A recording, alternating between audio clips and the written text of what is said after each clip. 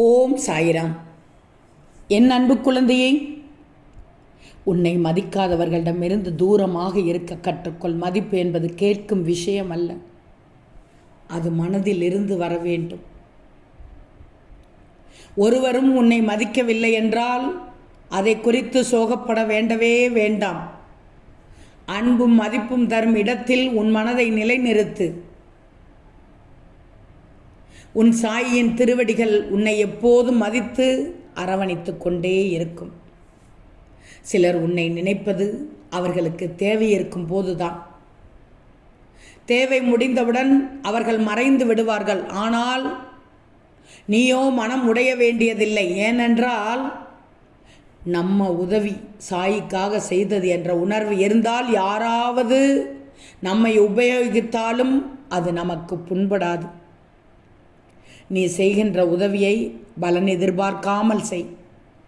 உபயோகிப்பவர்களிடமிருந்து விலகி இருந்தாலும் நம் மனம் சாந்தியாக இருக்க வேண்டும். அன்பையும் சேவையும் சாயின் திருப்திக்காகத்தான் செய்ய வேண்டும். சிலர் எப்போதும் குறை தேடி பேசுவார்கள்.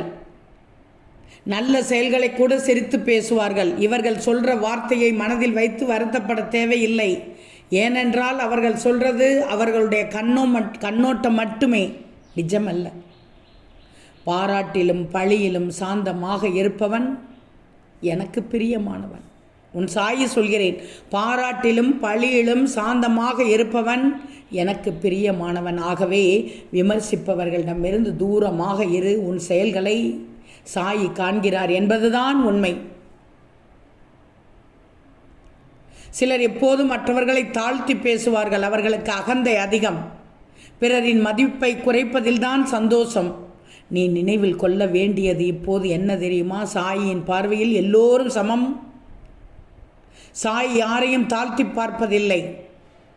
தாழ்மையாக நடப்பவனிடம் நான் குடியிருக்கிறேன். எனவே தாழ்த்தி பேசுபவர்களிடம் விலகி உன் பண்பையும் தாழ்மையும் காத்துக்கொள். சாயின் கருணையில்தான் உன் உண்மையான உயர்வு இருக்கிறது. சிலர் உன் மீது நம்பிக்கை வைக்கிறார்கள், ஆனால் பின்னர் அதை மீறி எதிர்மறை செய்கிறார்கள். இவர்கள் மனதில் ஏமாற்றம் உருவாக்குவார்கள்.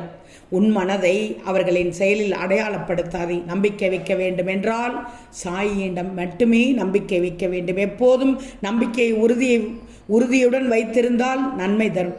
நம்பிக்கை துரோகம் செய்பவர்கள் இருக்கலாம்.